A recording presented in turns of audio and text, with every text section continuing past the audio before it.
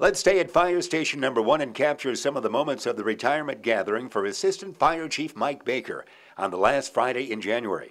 Mike Baker, after a great stint in Elgin, is now the Deputy Fire Chief for Streamwood, as he talked about his Elgin days. It's been a great almost 27 years here in the city of Elgin, and I've truly enjoyed every minute of it, and really do want to thank the men and women of the Elgin Fire Department and the city council members for allowing me this opportunity, and I plan on continuing that same thing with the village of Streamwood.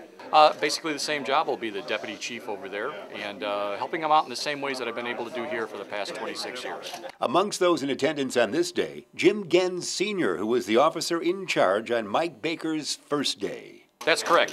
He retired as a deputy chief, Jim Gens, but when I was hired on, he was a captain, and I was assigned at this station, Engine 1, and he was my very first officer.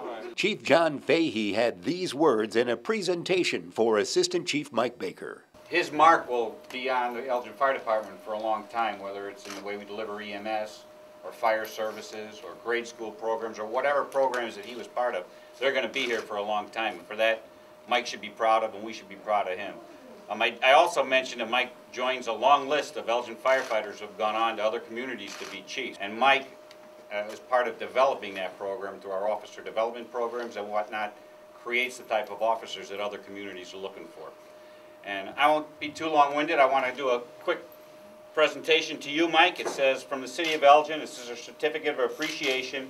In appreciation for your 27 years of employment with the City of Elgin, this certificate is presented to William Mike Baker in recognition for your loyalty and dedicated service to the City of Elgin and its citizenry.